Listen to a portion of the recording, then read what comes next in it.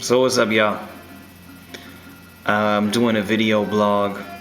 I was gonna type out like a press statement or whatever, but I just felt like the type of information that I need to deliver would just be better for me to just turn on the camera and be like, yo, here's the deal. For a lot of you, the information I have is gonna be shocking, and for some of you, it's just like you understand. It's life, you know. But unfortunately, I'm in the process of going through a divorce. It's not a quick decision or a decision that was just comes out of nowhere. But it's been going in this direction for about a year. I guess there were more issues going on than what I ever realized or could understand, because I didn't have anything to really compare my marriage against. I mean, I was happy and content to some extent. At the same time, I knew life was really challenging. But me and my wife got married extremely young, and both of us had a whole lot of growing up to do under the same roof. And in order for me to provide, it became necessary for me to grind extra hard in the things I was doing. Nonetheless, as we were in a progression of a lot of things, and with Cloud 19 coming out, my wife got involved in some stuff, and it led to infidelity, it led to manipulation, it led to a lot of things. And I spent a year trying to see what I needed to do to fix myself, or try and make the marriage work, because I take marriage very seriously. I don't take this matter lightly at all. And also having a daughter and things like that, I don't take it lightly at all. I put a lot of effort in. Sometimes was just being foolish, and going against what was obvious. But the thing is that that's sometimes what love will have you do. To love when you're unloved, to trust when it's untrustworthy, and to just continue to push forward. And I'm glad that I took those steps, because at this point I'm able to walk away from this whole thing with peace. And I got no anger, no bitterness towards anyone or anything. Actually, like I still love my wife. It's just in a different way. I love her, and I pray for her, and I don't regret the past. I recognize my own sins, and I recognize my own mistakes. It's almost kind of like coming out of this. It's like this is what it took for me in a lot of ways to become a man and to really be broken. And I did a lot of weeping in the last year, like literally weeping, which was new for me. It's not something that's really ever happened in my life. I always just felt like whatever came my way, I could handle it, and that was part of my problem. I tried to handle everything on my own and just survive through everything and hold everything together. And eventually, I wasn't capable of holding it together. I wasn't capable of fixing it, And it brought me to a place where I had to rely on God more than ever before. And for a lot of people, they're like, well, that's what you always talk about anyway. Yeah, but, I had to deepen in that and allow Him to do things in my life that only He could do, that I couldn't do on my own. And that He would be glorified in my life more, and that my life would not be about, look at me, I'm always doing everything right, or I'm always trying to do everything right. But even when I fail, He is still true. He is still graceful, and He is still my everything, And so we moved to San Diego. A big part of that was to try and get a new start, but things were not what I tried to pretend like they were. And you're kind of looking at a man who's going through a divorce, and I don't look like that, but there were times where I did look like it. Like I said, this is not some hasty decision. This is something that I explored every avenue and every thought and every resource before finally coming to this, so that I could walk away from it with peace, and I could walk away from it without anger, without bitterness. And man, I had an opportunity. We got married young, but still I was married to an amazing person. I think that she feels the same thing about me. And I know for a lot of people it just might even sound strange, like, oh, well, you know, should work it out or whatever. Well, you know, and that's what I said. You know, the effort was made, but we're back at square one. You know, and the reality is, with us being young,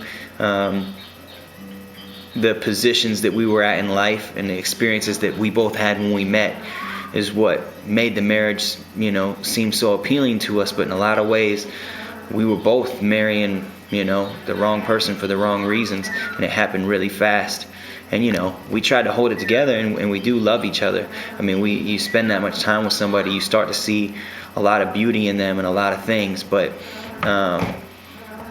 you know, it got really bad real quick, nonetheless. You know, and this last year, it got really bad. And, you know, I tried to approach it with forgiveness and hope for reconciliation and all those things.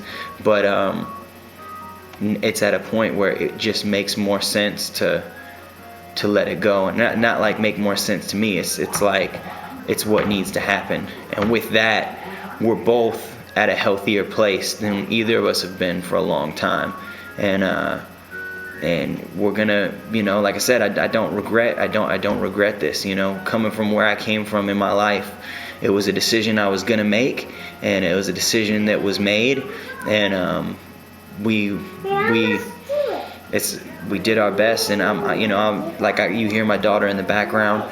You know, we're doing everything clean. It's not even like going to be a nasty divorce. We're doing 50-50 custody. And you know, I adore my daughter, like, completely. So I would never regret the things in my life that led up to the moment of having her. And, you know, really my heart is so soft, man, and so open. I feel more graceful than ever before, more compassionate than ever before. And those were things that I already felt I had to some extent, but it was often to my own merit. And now I feel at a whole different place where I'm not even.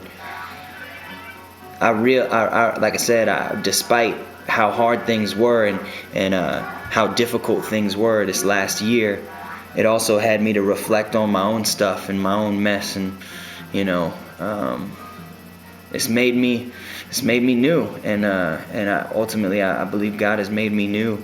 And so I'm doing really good. I'm listening to Al Green again and dancing around. And I'm not afraid of the future. I'm not afraid of whatever's next. I know God's not done with me, and I know God's not done with Nikki either. And He's got some stuff for her, and it might take some time, you know. And there's a healing process for her, I'm sure, as there has been for me. But God's not done with either of us, and, you know, when good things are going on for her, I'm gonna be rooting for her, and you know, and it'll be cool. It's cool. I know, you know, I wish I had like a bunch of anger to share with you guys or a bunch of tears, but I did all that privately, you know, because this is between me and her, you know. And I'm okay right now. I'm okay with the outcome of all this and the things it produced in me. It took a lot to break me, you know, because I never really wandered that far away. And but my need for the Savior is just as great as anyone else's. And you know, this situation has shown me how much I need Jesus, and why that's who I walk with. And I'm glad that I am. You know, the presence of God fell on me so many times in this last year and just comforted me, helped me to push forward. And that's why, even though it probably would have been an ugly break, an ugly split, if it would have happened sooner, because I personally would have walked away mad and angry, and I would have walked away unhealthy, and maybe she would have ran away and went into hiding. But we're both able to walk away now in a healthy way, and I'm glad that's the way it's ending, because that's the way God would have it to end. But there's, in terms of my faith, there's biblical grounds for divorce in our situation, and there are also just other components that come into play where as I've sought out the Bible, because I'll just be like, man, I can't justify divorce. I need to wait it out. I need to love more or serve more. And I tried those things. But, there really is biblical grounds for divorce in this situation. And it's not the outcome that I expected or hoped for when we first got married. But it's an outcome that I accept at this point. And in my short life, I've probably witnessed more divorces than I have successful marriages, even starting in my own family. But I also realize it's not the end. It's not the end of life. And I know a lot of people go through these things, and it's not the way that you would hope it would happen, but there's a lot of things that don't go the way we would hope it would happen, and I had those moments where I felt like maybe I just need to give up. I didn't understand how I could even continue to push forward in the things I do, considering what I was going through. But that doesn't make sense. That's like me trying to control life and control the world and basically say I'm only gonna be who I'm supposed to be if everything goes the way that I imagine it going in my head. And that's not realistic, and that's not faith, so things didn't go the way I planned. That doesn't mean I need to stop. And I've also come to that conclusion, and I feel like the best moments of my life, the best moments of my career, and all those things, they're still ahead of me, and I'm excited about that. And it's not by my own merit, it's by Jesus. Gabriella wants a new game, so I gotta switch and say peace. But yeah, that's where I'm at. I love you guys. Thank you for your support, your prayers, for those who saw this coming, or for those who it's a complete shock. I'm sorry if my personal life has disappointed you, but know that the true hope is found in Christ, and not in me by any stretch of the imagination. Say bye.